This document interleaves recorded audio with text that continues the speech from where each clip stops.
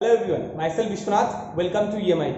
आज हम fundamental of accounting के 25वां क्लास में हैं, जिसमें हम बात करेंगे नॉर्मली लेजर पोस्टिंग लेकर, लेजर बैलेंसिंग लेकर और साथ में ट्रायल बैलेंस को भी आज हम डिटेल में देखेंगे। तो चलो स्टार्ट करते हैं। सबसे पहले हम बात कर लेते हैं, एक तो आपका परचेज डे बुक और एक आपका परचेज अकाउंट, दोनों में क्या डिफरेंस है। फिर हम लेजर बैलेंसिंग भी देखेंगे साथ में और उसके बाद ट्रायल बैलेंस की बात करेंगे, ठीक है ना। तो चलो सबसे पहले बात करते हैं परचेज डे बुक। आप सबने परचेज डे बुक बनाए थे, याद होगा आपको, कुछ इस तरीके से आपका परचेज डे बुक था, ठीक है ना। Date, particulars, ledger folio, voucher amount, sorry voucher number, detail amount and net amount, यही तो था। ये हमारा परचेज डे बुक, ठीक है। मान लो एक्स लिमिटेड से मैं परचेज कर रहा हूं 10 पीस हार्ड डिस्क 1000 रुपए करके, तो हम कैसे लिखते थे? एक्स लिमिटेड, वो भी उधारी में है ना, 10 piece of hard disk at the rate of 1000 each. कितना हो गया? 10,000। लेस कर लेते हैं trade discount at the rate of 10%, कितना हो जाएगा? 1000। नेट कितना हो गया? 9000। तो परचेज डे बुक जो होता है वो सिर्फ क्रेडिट परचेज को कंटेन करता है। किसको? Credit purchase. वही जगह पर जो कैश परचेज होगा वो कहाँ लिखा जाएगा? कैश बुक में, है ना। तो आपको परचेज डे बुक समझ में आ गया कि अगर उधारी में गुड्स परचेज होता है उसके लिए यूज होता है। बट वहीं पर अगर मैं परचेज अकाउंट की बात करता हूं तो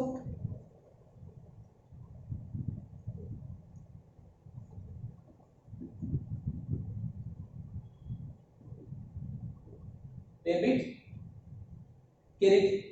अगर आप purchase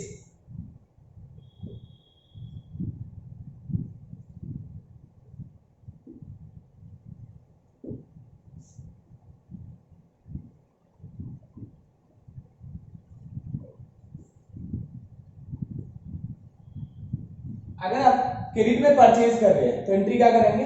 purchase account debit to party, जैसे एक्स लिमिटेड, कितना रुपए? मान लीजिए 9000। जब कैश में परचेज करेंगे, purchase account debit to cash, कितना? 1000 रुपए। अगर बैंक से कर रहा हूं यानी चेक देके परचेज कर रहा हूं तो purchase account debit to bank account, मान लो 1000 रुपए। तो देखो परचेज डे बुक में सिर्फ और सिर्फ आपका क्रेडिट परचेज एंटर हुआ था। वहीं पर जो परचेज अकाउंट है वो आपका चाहे उधारी हो, चाहे आपका कैश का परचेज हो, चाहे आपका बैंक का परचेज हो, तीनों चीज कंटेन करता है। तो परचेज अकाउंट और परचेज डे बुक में आपको डिफरेंस समझ में आ गया कि purchase day book only credit purchase को कंटेन करता है, वहीं पर परचेज अकाउंट क्रेडिट हो, कैश हो, बैंक से हो, तीनों को कंटेन कर सकता है, यानी तीनों को कंटेन करता है। यही परचेज लेजर और परचेज डे बुक में डिफरेंस है। बहुत बार इंटरव्यू में ये चीज पूछा जाता है कि purchase day book and purchase account में डिफरेंस क्या है, वो आपका ये रहा। Same as it is difference आपका sales day book and sales account में भी है। सेल्स डे बुक क्या करता है? Only credit sale of goods record करता है। वहीं पर सेल्स अकाउंट जो होता है आपका कैश सेल हो, चाहे आपका क्रेडिट सेल हो, चाहे आपका पार्टी यानी बैंक के द्वारा सेल कर रहे हो, तो भी आपका सेल अकाउंट में लिखा जाता है। मैं एक सेल्स अकाउंट भी आपके सामने बना लेता हूं।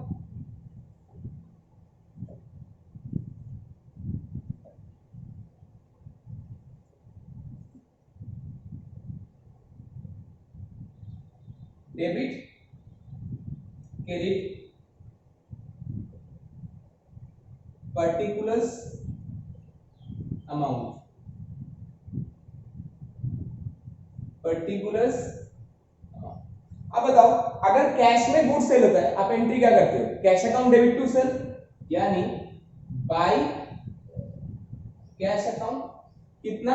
मान लो 1000 रुपए का सेल किया। अगर मैं चेक के द्वारा सेल करता हूं तो bank account debit to sale, तो यहां पर क्या करोगे?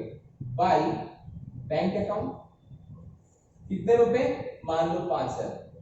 अगर मैं उधारी में सेल करता हूं तो party account debit to sale, तो यहां पर क्या रहता है? By party. समझे कि नहीं? कितना? मान लो 5000। तो देखो वही चीज आपको देखने को मिला जो आपको परचेज में देखने को मिला था। जो डिफरेंस है सबका परचेज डे बुक के साथ परचेज का था, सेम सेल डे बुक के साथ सेल अकाउंट का है। सेल डे बुक सिर्फ ओनली क्रेडिट सेल को रिकॉर्ड करता है, वहीं पर आपका सेल्स अकाउंट क्रेडिट हो, कैश हो, चेक हो, तीनों चीज कंटेन करता है। यानी टोटल जो ग्रॉस परचेज आपका ग्रॉस सेल होता है, ग्रॉस परचेज होता है, वो परचेज अकाउंट आपको ग्रॉस परचेज दिख जाता है, सेल अकाउंट आपको ग्रॉस सेल दिख जाता है। अब इसका अगर बैलेंसिंग करना चाहते हैं, बैलेंसिंग क्यों, ताकि मैं बैलेंसिंग भी आपको सिखा दूं, इसलिए मैं बैलेंसिंग भी करके दिखा रहा हूं। बैलेंसिंग कैसे, टोटलिंग करो इसमें, देखो ये दोनों साइड में पहले ऐसे लाइन बना दिया, दोनों साइड बराबर करना है मुझे। कितना है इधर 11,000, तो मैंने यहाँ लिख दिया 11,000, यहाँ भी लिख दिया 11,000। अब इधर डिफरेंस कितने का आ रहा है 11,000 का, तो वो जो डिफरेंस आ रहा है 11,000 का वही आपका क्या है बैलेंस है। इसको हम क्या बोलेंगे, बाय क्लोजिंग बैलेंस। क्या बोलेंगे, बाय क्लोजिंग बैलेंस। उसी को ओपनिंग में लिखेंगे तो क्या बोल के लिखेंगे, टू ओपनिंग बैलेंस। क्या लिखेंगे, टू ओपनिंग बैलेंस। कितने रुपए 11,000। सेम आगे सेल का बैलेंसिंग करते हैं, देखो यहां पर कितना आ गया 11,000, टोटल में इधर भी आ गया 11,000, बैलेंस डिफरेंस जब 11,000 का आ गया तो इसको हम क्या बोल के लिखेंगे, टू क्लोजिंग बैलेंस। टू क्यों, इधर के साइड डेबिट साइड है इसलिए टू के साथ लिखना पड़ेगा, टू क्लोजिंग बैलेंस। इसी को ओपनिंग में ले जाएंगे तो क्या हो जाएगा, बाय ओपनिंग बैलेंस। समझे कि नहीं, बताओ बैलेंसिंग समझ में आ गया।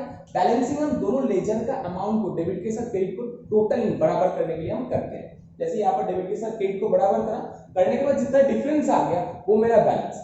अगर मेरा डिफरेंस अमाउंट हम क्लोजिंग बैलेंस के रूप में कहाँ लिख रहे हैं, क्रेडिट में, तो बैलेंस किस साइड का है, डेबिट साइड का, जो यहाँ पर ओपनिंग लिखा गया दिख रहा है आपको। सेम एज इट इज, अगर बैलेंस आपने डेबिट में लिख रहे हैं, मतलब क्लोजिंग बैलेंस आप डेबिट में लिख रहे हैं, तो बैलेंस है एक्चुअली किस साइड का, वो है एक्चुअली क्रेडिट साइड का, जहां पर आपको लिखा गया है बाय ओपनिंग बैलेंस। समझ में आ गया आपको, कोई दिक्कत है, कोई प्रॉब्लम है, तो अपने लेजर बैलेंस समझ में आ गया। अब मैं बात करूंगा ट्रायल बैलेंस लेकर, किसको लेकर, ट्रायल बैलेंस। इसको इरेज करते हैं हम लोग, है ना, इसको लिख लिए होंगे आप लोगों ने, तो आपको समझ में आ गया कि purchase day book purchase account में डिफरेंस क्या है एंड सेल डे बुक और सेल अकाउंट में डिफरेंस क्या है।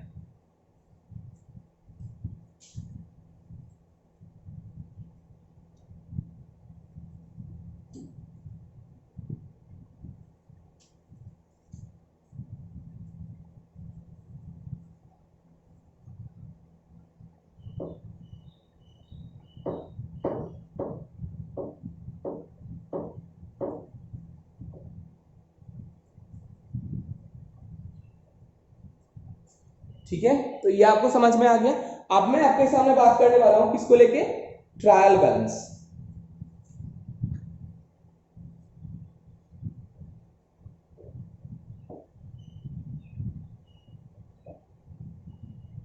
कल भी हमने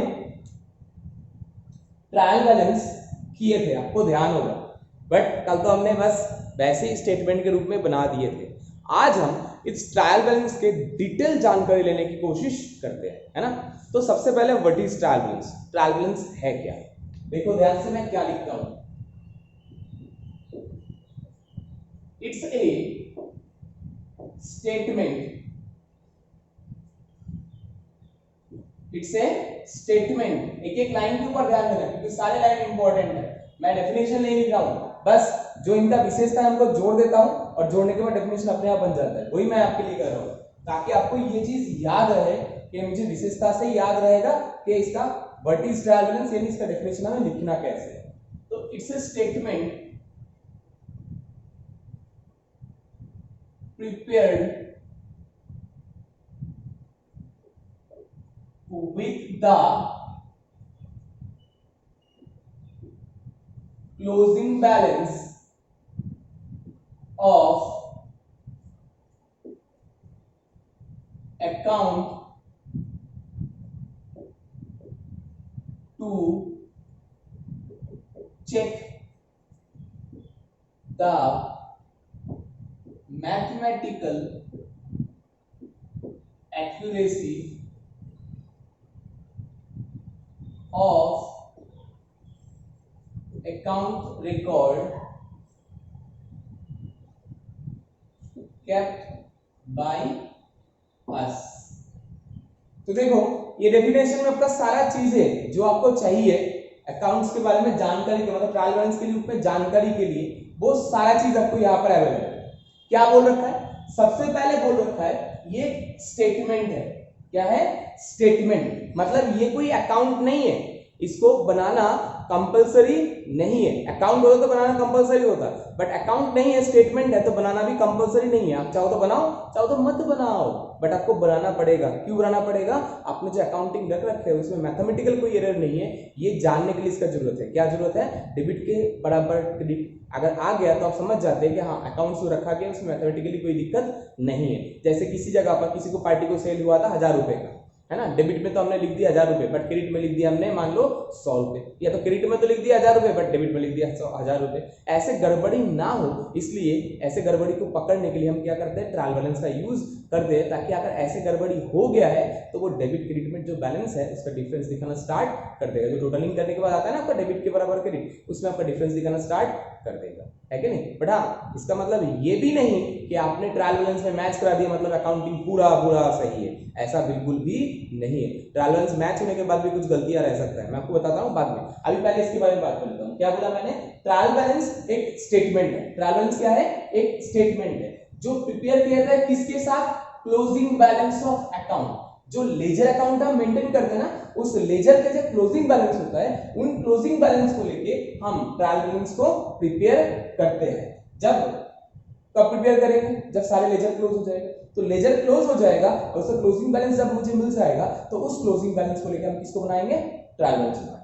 तीसरी बात, किस लिए बनाते हैं? मैथमेटिकल एक्यूरेसी को चेक करने के लिए। क्या बोला मैंने? मैथमेटिकल एक्यूरेसी को, मतलब गाणितिक शुद्धता हिंदी में बोले तो गाणितिक शुद्धता चेक करने के लिए हम किसको प्रिपेयर करते हैं? इस स्टेटमेंट को जिसका नाम ट्रायल बैलेंस। तो तीन चीज हमें मेनली बताया गया। सबसे पहला ये स्टेटमेंट है, कब प्रिपेयर होता है? जब अकाउंट क्लोज होता है, उस क्लोजिंग बैलेंस को लेके यानी अकाउंट का या लेजर का क्लोजिंग बैलेंस को लेकर हम इसको तैयार करते हैं। तीसरी बात, किस लिए तैयार करते हैं? मैथमेटिकल एक्यूरेसी को चेक करने के लिए तैयार करते हैं। तो ये तीनों बात आपको इसी डेफिनेशन में मिल गया, जो मेन तीन बात है ट्रायल बैलेंस रिलेटेड। अब ट्रायल बैलेंस में नॉर्मली होता क्या है? Normally asset and expense contain debit balance. वहीं पर एसेट का ऑपोजिट क्या होता है? लायबिलिटी, कैपिटल या इनकम कंटेन क्रेडिट बैलेंस। इसी कारण के वजह से जितना एसेट का टोटल है उतना ही आपका लायबिलिटी, आपका अकाउंटिंग में पहले ही बताया गया था, जितना एसेट होता है उतना ही लायबिलिटी होता है। तो जितना डेबिट है उतना ही क्रेडिट यहाँ पर टोटलिंग में आता है। मतलब ट्रायल बैलेंस में डेबिट जितना होगा, that is why the total of debit side is equal to the total of credit side। जितना डेबिट साइड का टोटल है उतना ही आपका क्रेडिट साइड के टोटलिंग में मिलेगा। अगर दोनों साइड का टोटल बराबर है यानी डेबिट के बराबर क्रेडिट है तो हम बोलते हैं जो अकाउंटिंग हमने रखे हैं वो मैथमेटिकली एक्यूरेट है। मैथमेटिकली एक्यूरेट है। फुल्ली एक्यूरेट क्यों नहीं है sir?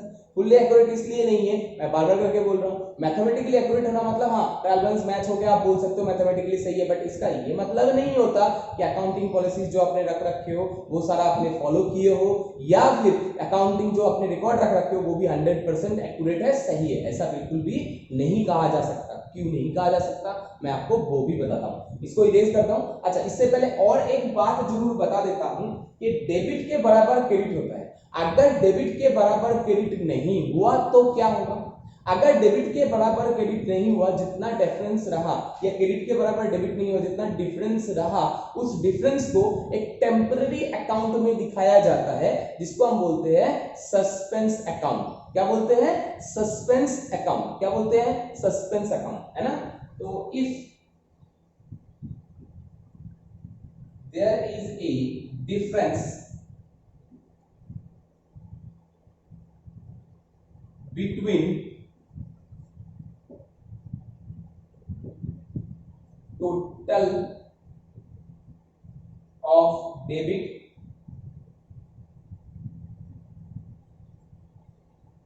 and the total of credit, then the difference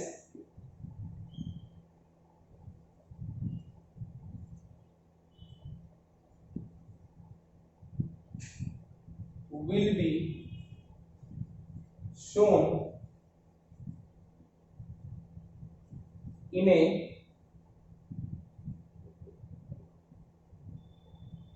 particular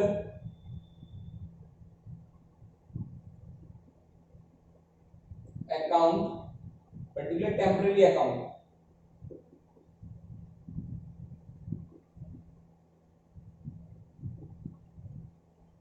जिसका नाम है suspense, known as suspense account. क्या नाम से जाना जाता है? सस्पेंस अकाउंट के नाम से। क्या नाम से? सस्पेंस। मैंने क्या बोला?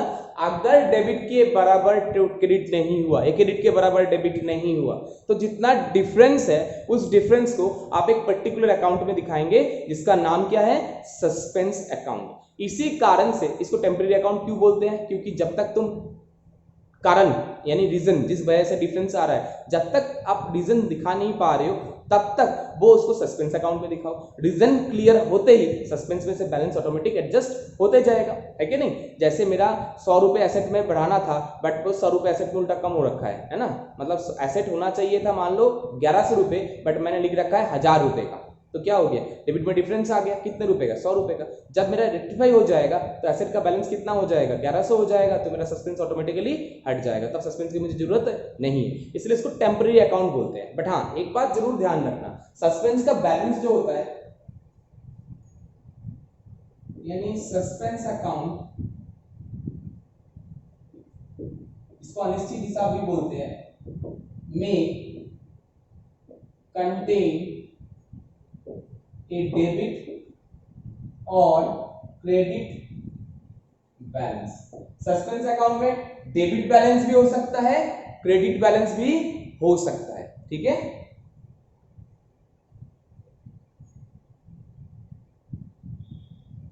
बट सस्पेंस always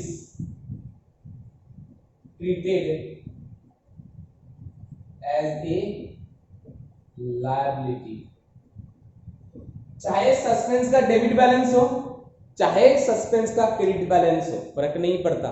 सस्पेंस है यानी अकाउंट में मिसमैच है, तो वो मिसमैच बिजनेस का लायबिलिटी बोल के ही ट्रीट होगा, चाहे वो संपत्ति के रूप में हो चाहे वो लायबिलिटी के रूप में हो, उससे कोई मतलब नहीं है तो मिसमैच ही ना, इसीलिए इसको लायबिलिटी बोल के ही माना जाता है। चलो ये तो समझ में आ गया आप लोगों को। तो मैंने क्या बोला आपको एक बार दोबारा बता देता हूँ। मैंने बोला नॉर्मली एसेट एक्सपेंस जो होता है वो डेबिट बैलेंस को कंटेन करता है, वही जगह पर लायबिलिटी कैपिटल या इनकम जो होता है वो आपका क्रेडिट बैलेंस को कंटेन करता है। यानी लायबिलिटी इनकम कैपिटल इसका बैलेंस जो होता है वो नॉर्मली क्रेडिट होता है, एक्स्ट्रा विड्रॉल वो अलग कहानी है, बट नॉर्मली क्या होगा? क्रेडिट बैलेंस होगा, ठीक है? वही आपको यहाँ बताया जा रहा है। साथ में क्या बोला गया? डेबिट साइड के जितना टोटल है वो आपका क्रेडिट साइड के टोटल के बराबर होगा, या क्रेडिट साइड के जो टोटल है वो आपका डेबिट साइड के टोटल के बराबर होगा। अगर बी बाई चांस बराबर नहीं होता, जो डिफरेंस है वो डिफरेंस कब होता है? मैंने आपको बताया था जब कोई मिसमैच होगा, अमाउंट में मिसमैच है, लिखने में कोई गलती कर दी है, टोटलिंग में कोई गलती कर दी है, इस केस में हो सकता है। तो जितना भी डिफरेंस आएगा वो डिफरेंस को हमें एक टेम्पररी अकाउंट में दिखाना पड़ेगा, जिसका नाम क्या है? जिसका नाम है सस्पेंस अकाउंट। सस्पेंस अकाउंट इसीलिए डेबिट बैलेंस भी कंटेन कर सकता है, क्रेडिट बैलेंस भी कंटेन कर सकता है। चाहे डेबिट बैलेंस कंटेन कर रखा हो चाहे क्रेडिट बैलेंस कंटेन कर रखा हो, दोनों ही हमारे लिए क्या है? लायबिलिटी है। यही आपको यहाँ पर बताया गया है। अब हम नेक्स्ट टॉपिक लेके बात करते हैं कि अगर सस्पेंस अकाउंट के डेबिट के बराबर क्रेडिट हो गया फिर भी कौन सी टाइप का एरर रह सकता है उस अकाउंटिंग में। अब मैं उनको लेके बात कर रहा हूं, इसको इरेज कर दे।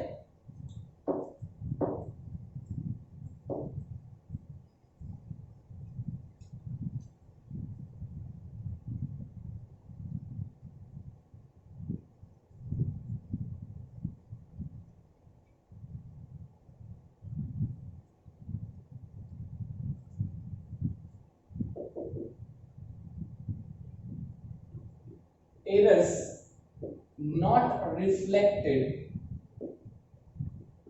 in trial balance. Trial balance में कौन सी टाइप का एरर आपको रिफ्लेक्ट नहीं होता, अब हम उसको लेके बात करते हैं। सबसे पहला जो है वो है full omission. OMMI full omission. Full omission मतलब एंट्री ही पूरा पूरा ओमिटेड है। पूरा पूरा ओमिट का मतलब क्या होता है? सपोज करो किसी एक पार्टी को मैंने सेल किया था 1000 रुपए का, तो एंट्री क्या होता है? उधारी में सेल करते हो तो party account debit to sale, अगर कैश में करते हो तो cash account debit to sale. मैंने प्राइमरी बुक में ही इस रिकॉर्ड को नहीं रखा, यानी जर्नल में ही इस रिकॉर्ड को रखा नहीं गया था। अगर जर्नल में ही नहीं रहेगा, प्राइमरी बुक्स में ही नहीं रहेगा, तो अकाउंटिंग में ही नहीं आएगा, और अकाउंटिंग में आएगा ही नहीं तो उस एरर को कहां से तुम पकड़ोगे? ये एरर तब पता लग सकता है जब वाउचरिंग हो। एक एक इंडिविजुअल वाउचर चेक करो, चेक करके देखो कि वो लेजर में पोस्टिंग हुआ है कि नहीं है ना। तो ऐसे एरर जो फुल ओमिशन वाला एरर है वो हमारा ट्रायल बैलेंस में डेबिट क्रेडिट बराबर होने के बाद भी रह जाने का चांसेस रहता है। इसलिए एक एक वाउचर देख के आपको एंट्री पोस्टिंग करना होता है। मैनुअल के जमाने में तो ये था, सॉफ्टवेयर के जमाने में तो कोई दिक्कत नहीं, आपने एक बार वाउचर एंट्री कर दिया तो ऑटोमेटिकली वो पोस्टिंग हो गया, आपको पोस्टिंग का कोई टेंशन नहीं रहेगा। तो ये हो गया पहला एरर। दूसरा एरर है एरर ऑफ प्रिंसिपल। क्या लिखा मैंने? Error of principle. अकाउंटिंग में प्रॉपर ना नॉलेज होने के वजह से जो गलतियां होता है उसको हम एरर ऑफ प्रिंसिपल बोलते हैं। अब कुछ लोगों को कैपिटल नेचर और रेवेन्यू नेचर एक्सपेंस में अगर अलग करना यानी डिफरेंशिएट करना ही नहीं आता तो वो कैपिटल नेचर का खर्चा क्या करेगा? रेवेन्यू नेचर में, और रेवेन्यू नेचर का खर्चा क्या करेगा? कैपिटल नेचर में कर देगा। अब दिक्कत ये है ऐसा एरर जो कैपिटल नेचर को रेवेन्यू में, रेवेन्यू नेचर को कैपिटल में दिखाया जाता है, वो एरर यहाँ पर पता नहीं लग सकता। क्यों नहीं पता लग सकता सर? आपको पता है एक्सपेंस चाहे रेवेन्यू हो चाहे कैपिटल हो, दोनों ही क्या होता है? डेबिट होता है। नहीं समझे? अगर रेवेन्यू नेचर एक्सपेंस होता है तो उसको एक्सपेंस बोल के काउंट करते हैं, और एक्सपेंस का क्या बैलेंस होता है? Debit balance. वही जगह पर अगर कोई कैपिटल नेचर एक्सपेंस होता है तो उसके लिए क्या होता है? Fixed asset. एसेट बढ़ता है तो मतलब क्या हो गया? वो भी डेबिट होता है। तो दोनों ही जब डेबिट है और लिखते टाइम आपने कैपिटल की जगह रेवेन्यू में लिख दिए और रेवेन्यू की जगह कैपिटल में लिख दिए तो उसका एरर यहाँ पर पता लगाया नहीं जा सकता। जैसे कोई सेकेंड हैंड मशीन मैंने परचेज करा, उसके ऊपर ओवरहॉलिंग एक्सपेंसेस मैंने किया, उसका एंट्री क्या होना चाहिए? बहुत सारे लोग बोलेंगे overhauling expenses account debit to cash, और जिनको पता है वो क्या बोलेंगे? वो बोलेंगे जिस एसेट को आपने परचेज किया, अगर कार परचेज किए तो कार अकाउंट डेबिट, मशीन के ऊपर कर रहे हो तो machine account debit to cash. क्यों? ओवरऑलिंग मतलब ओवरऑल पूरा पूरी मॉडिफिकेशन करने के लिए यानी परफॉर्मेंस बढ़ाने के लिए जो खर्चा किया है वो कैपिटलाइज नेचर का एक्सपेंस होता है। कैपिटल नेचर का एक्सपेंस होता है, रेवेन्यू नेचर नहीं होता। यानी वो एसेट का वैल्यू बढ़ाएगा, day to day regular accounting में एक्सपेंसिबल का काउंटिंग, रेवेन्यू नेचर का एक्सपेंसिबल का काउंटिंग नहीं होगा। तो इसका मतलब ये हो गया asset account debit to cash होना चाहिए था, जबकि हमने कर दिए क्या? रिपेयरिंग एक्सपेंस अकाउंट डेबिट या overall expense account debit to cash. तो ये गलती, अब आपका रिपेयरिंग में जाए तो वो भी डेबिट है, अगर आपका एसेट में जाए तो भी वो डेबिट है, तो दोनों जगह डेबिट में तो दिखाया जा रहा है, और तीसरा ऐड मतलब दूसरा ऐड तो आपका कैश ही है, तो कैश तो क्रेडिट है ही, कोई दिक्कत ही नहीं। तो दोनों जगह जब सही सही दिखाया गया है, ऐसा एरर कभी भी इस अकाउंटिंग में पता नहीं लग सकता। जैसे मैंने होना चाहिए था एसेट में डेबिट 100 रुपए, बट हो गया इसके जगह पर इसमें रिपेयरिंग एक्सपेंस 100। बताओ गलती क्या है? गलती तो प्रिंसिपल का है, बट देखो ये डेबिट होना चाहिए था 100 रुपए और वही 100 रुपए आपका डेबिट में है भी, तो ऐसे गलती कैसे पकड़ोगे? ऐसे गलती एक वाउचर चेक करते हैं तभी पता लगता है कि किस टाइप का ट्रांजैक्शन था और उस एंट्री को लिखा कैसे गया है, तभी ऐसे एंट्रीज के आप एरर पता लगा सकते हैं। तो ऐसे एरर जो है ये भी आप पता नहीं कर सकते किसके द्वारा? आप ट्रायल बैलेंस के द्वारा। कौन सा एरर था ये? Error of principle, accounting principle. Accounting knowledge में कमी होने की वजह से जो एरर होता है उनको अकाउंटिंग प्रिंसिपल एरर बोलते हैं। नेक्स्ट तीसरा जो है वो है compensating error.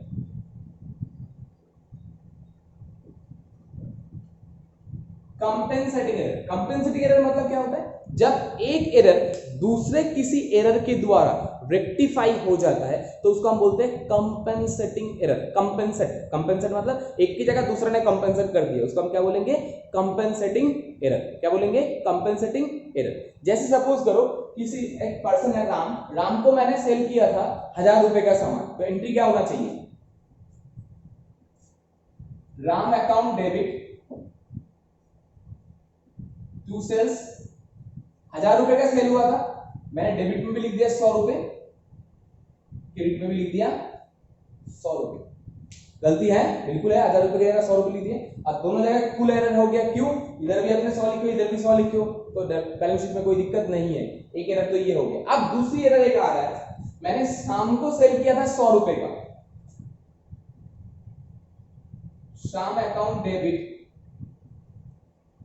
To sales account, Shyam को सेल किया था 100 रुपए का और दिखा दिया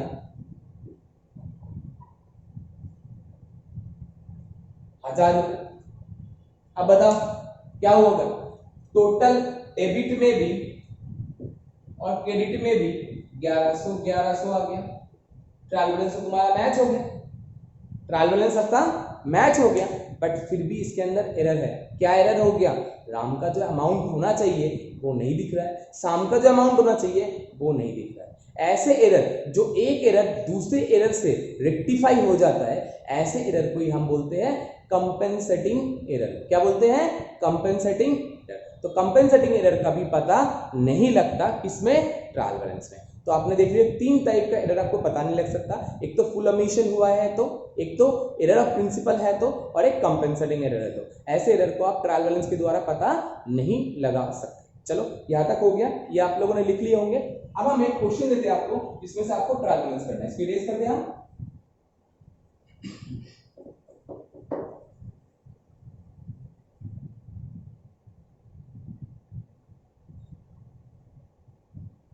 ये एरर्स नोट्स की जगह नोट्स लिखा हुआ था, उसको चेंज कर लीजिएगा, है ना। तो चलिए मैं एक क्वेश्चन लिख रहा हूं अभी, है ना, उस क्वेश्चन का आपको ट्रायल बैलेंस। देखिए मैंने आपके सामने एक क्वेश्चन लिखा है, कैश 65,000, कैपिटल 80,000, ओपनिंग स्टॉक 3,000। ये ओपनिंग स्टॉक, हाँ इसके बारे में बताऊंगा। Creditors 6,000, debtors 10,000, furniture 15,000, drawing 3,000, loan from SBI 12,000, salary 5,000, stationery 10,000, interest 4,000। ये आपको दिखा रखा है बैलेंस हर एक लेजर का। आपका जिसका बैलेंस जो होता है, अगर डेबिट होता है तो डेबिट में लिखना है अमाउंट को, अगर क्रेडिट होता है तो क्रेडिट में लिखना है। ये वाला आपका डेबिट बैलेंस के लिए है, ये वाला आपका क्रेडिट बैलेंस के लिए है। आपका डेबिट बैलेंस है तो डेबिट में लिखिएगा, अगर आपका क्रेडिट बैलेंस है तो आप क्रेडिट में लिखिएगा, ठीक है। अब एक बात और जरूर बताना चाहूंगा, यहां पर देखो एक चीज लिखा हुआ है स्टॉक। स्टॉक मेरा बिजनेस के लिए संपत्ति है, बिल्कुल उसका डेबिट बैलेंस होना चाहिए, वो भी आपके लिए बिल्कुल सही है। बट ओपनिंग स्टॉक आपके लिए संपत्ति है, बट क्लोजिंग स्टॉक क्या होगा? क्लोजिंग स्टॉक अगर दोबारा से आप संपत्ति बोल के काउंट करेंगे, सर दोबारा से क्यों? दोबारा से इसलिए क्योंकि जो आपका क्लोजिंग स्टॉक है वो कहां से आया है? या तो परचेज में से आया है कि नहीं, या तो ओपनिंग स्टॉक में से रह गया है। तो परचेज और ओपनिंग स्टॉक दोनों को तो आपने ऑलरेडी डेबिट कर रखे हैं। दोबारा से अगर आप क्लोजिंग स्टॉक को डेबिट करेंगे तो क्या हो गया? डबल इफेक्ट आ गया ना। जिसका वैल्यू ऑलरेडी परचेज के अंदर कंटेन है उसको दोबारा से आप काउंटिंग करोगे तो क्या होगा? तो 2 बार काउंट हो जाएगा। इसीलिए नॉर्मली क्लोजिंग स्टॉक काउंटिंग में लिया नहीं जाता, ओपनिंग स्टॉक को संपत्ति बोल के दिखा दिया जाता है, और closing stock value already purchase के अंदर या ओपनिंग स्टॉक में काउंटेड रहता है, इसलिए उसको दोबारा काउंट करने की जरूरत नहीं होता। इसलिए ट्रायल बैलेंस में हम क्लोजिंग स्टॉक को दिखाते नहीं है। और एक बात कान खोल के सुन लो, अगर परचेज की जगह एडजस्टेड परचेज दे रखा है, क्या दे रखा है? Adjusted purchase. यहां पर जैसे परचेज जो दिख रखा है, देखो दिखा रखा है क्या परचेज कहां है? Opening stock, debtor, furniture, salary, stationery, purchase purchase purchase नहीं है क्या इसमें? एक मिनट मैं देख लेता हूँ परचेज इसमें है कि नहीं। चलो इस क्वेश्चन में हमने परचेज नहीं लिखा और सेल भी नहीं लिखा, चलो कोई बात नहीं, दोनों को हटा देते हैं। तो परचेज सेल यहाँ पर लिखा नहीं है, बट हाँ अगर यहाँ पर सिर्फ परचेज लिखा होता तो आप समझ जाइए वो आपका ग्रॉस परचेज है। तो ग्रॉस परचेज है, उसके अंदर क्लोजिंग स्टॉक इंक्लूडेड है। बट अगर ग्रॉस परचेज की जगह लिखा होता एडजस्टेड परचेज, एडजस्टेड मतलब purchase minus cost of closing stock. Purchase में से अगर क्लोजिंग स्टॉक वैल्यू को माइनस कर दिया गया है तो जो वैल्यू बचता है उसको हम बोलते हैं एडजस्टेड परचेज। क्या बोलते हैं? Adjusted purchase. अगर एडजस्टेड परचेज दिया गया है तो मतलब क्या है? क्लोजिंग स्टॉक बाहर है तो आप क्लोजिंग स्टॉक को काउंटिंग उस टाइम लेंगे। और क्या करेंगे उस टाइम? क्लोजिंग स्टॉक डेबिट, क्यों? स्टॉक आपका डेबिट होता है। बट अगर नॉर्मल ग्रॉस परचेज दे रखा है तो उस केस में आप क्लोजिंग स्टॉक काउंटिंग में नहीं लेंगे, यही आपको बताना। चलिए अब हम स्टार्ट करते हैं। आपको पता ही है कैश संपत्ति है तो डेबिट में होगा, लिख दिया 65,000। कैपिटल लायबिलिटी या कैपिटल लायबिलिटी कैपिटल, इसका क्या बैलेंस होता है? क्रेडिट बैलेंस, तो हमने क्रेडिट में लिख दिया 80,000। कोई दिक्कत है? ओपनिंग स्टॉक मैंने पहले ही बता दिया, अभी एसेट है तो debit balance. Creditor credit balance 6,000 रुपए क्रेडिट में लिख दिया। नेक्स्ट डेटर संपत्ति होता है तो डेबिट बैलेंस होगा, डेबिट में मैंने लिख दिया डेबिट बैलेंस। फर्नीचर संपत्ति है तो डेबिट बैलेंस बोल के लिख दिया। ड्राइंग नेगेटिव कैपिटल, बताइए आपको कैपिटल जा रहा है तो कैपिटल होता तो क्रेडिट होगा, नेगेटिव कैपिटल होता तो क्या होगा? डेबिट में हो जाएगा, तो 3,000 रुपए का डेबिट बैलेंस हो गया। लोन फ्रॉम एसबीआई, एसबीआई से लोन ले रखा है तो हमारी लायबिलिटी है ना, तो क्रेडिट बैलेंस में चला गया। कोई दिक्कत है तो बताओ, ठीक है। सैलरी आपका एक्सपेंस है तो डेबिट बैलेंस में आ गया। स्टेशनरी एक्सपेंस है आपका डेबिट बैलेंस में आ गया। इंटरेस्ट एक्सपेंस है आपका डेबिट बैलेंस में। बोलो कोई दिक्कत है किसी को? यहाँ तक जो मैंने पोस्टिंग दिखाया इसमें किसी को कोई प्रॉब्लम है तो बताओ। अच्छा हाँ, इसमें इंटरेस्ट जो है ना, इसमें इंटरेस्ट रिसीव है, ये तो रिसीव है तो इसको क्रेडिट साइड में लिख देते हैं। और अगर लिखा होता है इंटरेस्ट पेबल तो भी हम क्रेडिट लिखते हैं। पेबल मतलब क्या है? आउटस्टैंडिंग, आउटस्टैंडिंग मतलब बकाया, बकाया हमारे लिए क्या हो जाएगा? लायबिलिटी, तो इसको क्रेडिट में लिखा जाए। ओके, तो अब देखो इसका बैलेंस आप अगर करोगे, देखना दोनों साइड बराबर आ रहा है, यानी इक्वल आ रहा है। मैं आपको दोबारा से बताता हूँ, एसेट एंड एक्सपेंस का डेबिट बैलेंस होगा। देखो कैश एसेट का डेबिट बैलेंस हो गया है ना, ओपनिंग स्टॉक एसेट है डेबिट बैलेंस हो गया, डेटर एसेट है डेबिट बैलेंस हो गया, फर्नीचर एसेट है डेबिट बैलेंस हो गया, ड्राइंग नेगेटिव कैपिटल है इसका डेबिट बैलेंस हो गया, सैलरी एक्सपेंस है डेबिट बैलेंस, स्टेशनरी एक्सपेंस है डेबिट बैलेंस। बाकी जो रह गया वो देखो, या तो आपका इनकम है, या तो आपका कैपिटल है, या तो आपका लायबिलिटी है, जिसका बैलेंस आपका क्या होता है? क्रेडिट बैलेंस आ रखा है। इनका टोटलिंग करके देखो, आपका जो टोटल बैलेंस आ रहा है वो 1,02,000 रुपए आ रहा है, तो 1,02,000 रुपए आपका डेबिट के बराबर क्रेडिट आ गया। अगर नहीं आता तो डिफरेंस होता है, उसको किस में दिखाते हैं? सस्पेंस अकाउंट में। किस में दिखाते हैं? सस्पेंस अकाउंट में बराबर करने के लिए। बराबर किसके हिसाब से होता है? जिस साइड ज्यादा होता है उसके हिसाब से। अगर डेबिट में ज्यादा होता, क्रेडिट में कम है, तो जितने का कम है उतने का ही सस्पेंस लगा देते हैं। अगर क्रेडिट में ज्यादा होता और डेबिट में कम होता तो डेबिट में सस्पेंस लगा देते हैं। ठीक है, तो ये था आपका ट्रायल बैलेंस। कल इसके बारे में हम और आगे बात करेंगे। अगर आप लोगों को फिर भी इसके सेशन में कोई डाउट या क्वेरी है, आप डाउट सेशन में इसको जरूर से क्लियर कर लीजिएगा। थैंक यू, जय हिंद। आज के लिए इतना।